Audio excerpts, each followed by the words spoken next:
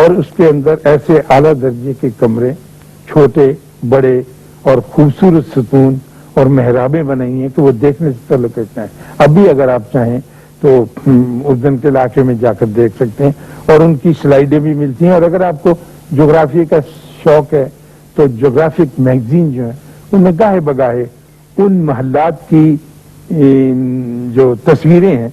وہ فوٹوگراف کی صورت میں اور ڈرائنگ کی صورت میں آتی رہتی. تو وہ لوگ بڑے متکبر لوگ تھے اور وہ بتوں کی پوجا کرتے تھے. تو اللہ نے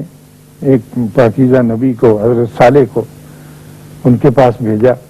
کہ جا کر وہ انہیں اللہ کا پیغام دیں. تو لوگوں کو نبیوں کے اوپر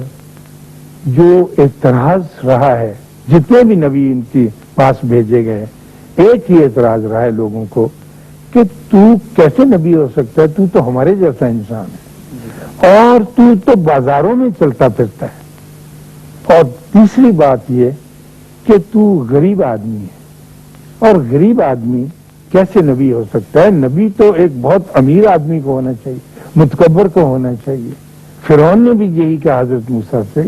کہ تو کیسے نبی ہو سکتا ہے؟ تیرے بازوؤں میں تو سونے کے کنگن بھی نہیں، کنگن پہنتے تھے نا لگے، اور تو بات بھی شستگی کے ساتھ اور ایک تفصیل کے ساتھ نہیں کر سکتا.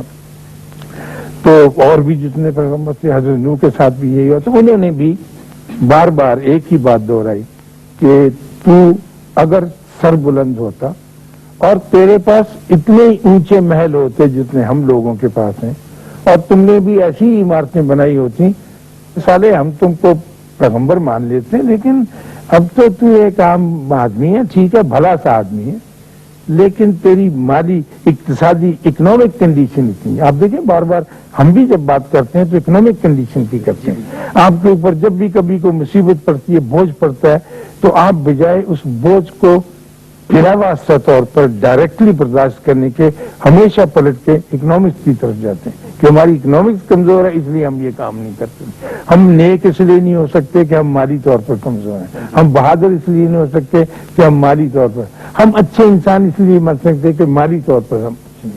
تو وہ بھی یہ کہتے تھے کہ بھائی تم مالی طور پہ تو اچھے نہیں ہو، ورنہ اگر تمہارے پاس اتنے بڑے محل ہوتے جتنے ہمارے پاس ہے تو ہم تم کو یقیناً نبی مانتے.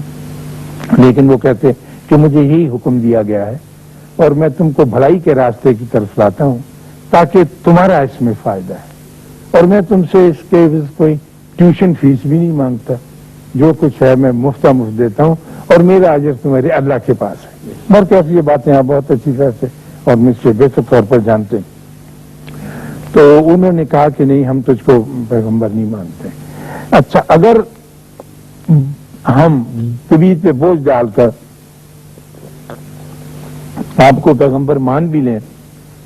تو اس کے لیے ایک شرط ہے کہ ہمیں کوئی معجزہ دکھایا جائے. یہ سمود کی قوم نے کہا، آل سمود نے کہا. تو حضرت صالح نے فرمایا کہ بتاؤ تم کون سا معجزہ چاہتے ہو. لیکن انہوں نے وارن کیا کہ معجزہ رونما ہو چکنے کے بعد پھر اگر تم نے خدا کو اور اس کے پیغمبر کو نہ مانا تو پھر تم پر عذاب آ جائے گا. خوش نصیب ہیں وہ قومیں جنہوں نے معجزہ طلب نہیں کیا اپنے پیغمبر سے، لڑائی جھگڑا کرتے رہے لیکن معجزہ نہیں مانگا تو وہ بچ گئے. لیکن اگر معجزہ مانگ لیا جائے اور معجزہ طلب کر لیا جائے اور وہ رونما ہو جائے تو پھر اگر نہ مانا جائے تو پھر عذاب ظاہر ہے، وہ تو طے شدہ بات ہے. تو انہوں نے کہا کوئی بات نہیں، ہم یہ برداشت کرنے کا، لیکن اگر تو معجزہ رونما کرے گا تو. اب دیکھیے ان ظالموں نے معجزہ کیا طلب کیا. انہوں نے کہا کہ ہم یہ چاہتے ہیں کہ سامنے پہاڑ ہے، چٹیل چکنا بہت مضبوط، کروڑا سال کا اپنی جگہ پر قائم. ہم چاہتے ہیں کہ تیرا اللہ اس پہاڑ کے اندر سے ایک اونٹنی پیدا کرے. اب پہاڑ کا اور اونٹ کا یعنی جانور کا اور جمادات کا تو کوئی تعلق نہیں، اور وہ اونٹنی آئے اور ہماری بستی میں ہمارے ساتھ رہے تو پھر ہم تم کو مانیں گے کہ تم پیغمبر ہو. اور چنانچہ انہوں نے دعا کی اور اللہ سے اس معجزے کو طلب کیا کہ اگر یہ لوگ اس طرح سے مان جائیں تو ان کا فائدہ ہے. ان پہاڑوں کے درمیان میں سے، ان چٹیل چمکدار چکنے پہاڑوں کے اندر سے وہ ناقۃ اللہ جسے کہتے ہیں، اللہ کی اونٹنی جو ہے وہ نمودار ہوئی اور ان کے آگے چلتی آ رہی، اور چونکہ پہاڑ وہ بہت بلند تھے اور اس کا قد بت بھی اس اونٹنی کا بہت بلند تھا، اور جیسا کہ میں نے ذکر کیا کہ خوبصورتی کے اعتبار سے وہ بھی چاندی کا ایک مرقع نظر آتی تھی، تو وہ چلتی ہوئی آگے اور بستی میں آ کر کھڑی ہو گئی، اور ظاہر ہے کہ ادھر ادھر دیکھنے لگی ہوگی، مجھے اس تفصیلات کا ایک اندازہ ہی ذہن میں آتا ہے۔ تو وہاں آ کے ان لوگوں نے جب اسے دیکھا تو حیران اور ششدر بھی ہوئے کہ یہ اونٹنی تو پیدا ہو گئی ہے، لیکن اب ہم اس کو کیا کریں؟ تو حضرت صالح نے فرمایا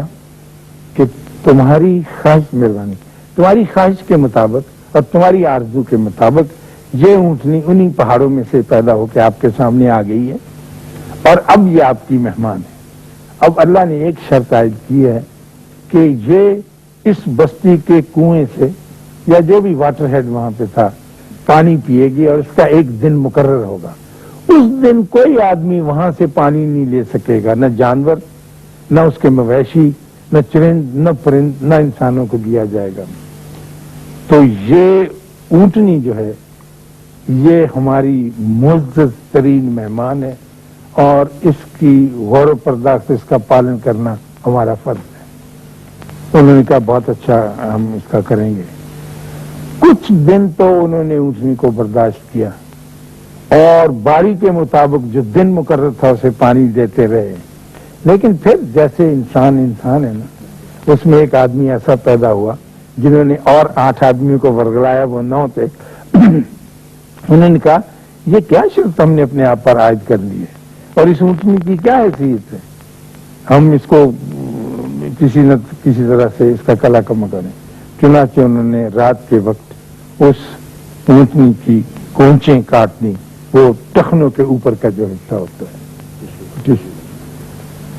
تو وہ اونٹنی جو تھی ظاہر ہے کہ نہا رہی وہاں پر۔ صبح کو جب بیدار ہوئے سب لوگ، اور وہ باری تھی اونٹنی کے پانی پینے کی، اور وہ تشریف نہ لائی کیونکہ وہ تو تھی نہیں اس دنیا میں، تو حضرت صالح کو پتہ چلا کہ یہ واقعہ گزرا، تو پھر انہوں نے اپنی قوم سے کہا کہ یہ بہت برا ہوا، نہ صرف تم نے اس معجزے کو جھٹلایا بلکہ اس مہمان کے ساتھ اچھا سلوک نہیں کیا۔ اب 3 دن کے اندر اندر تمہارا کلا کما ہو جائے گا، اور پھر یہ نیست و نابود، پھر آنے والی تاریخ میں لوگ انگلیاں اٹھا کر بتایا کریں گے کہ یہ سمود کے رہنے کی جگہ تھی، اور یہ ان کے محل تھے جو ویران پڑے ہیں اور جو قیامت تک اسی طرح ویران رہیں گے۔ چنانچہ انہوں نے ان کی بات نہ جو پہلے دن جیسا کہ بتاتے ہیں تاریخ، ان کے منہ پیلے ہوئے، اگلے دن بے حد سرخ ہو کر کالے۔ پھر ایک چنگھاڑ نے، ایک ایسی چنگھاڑ جیسے اب یہ بم بنی ہے نا کہ نیوٹرون بم وغیرہ کا ذکر ہے،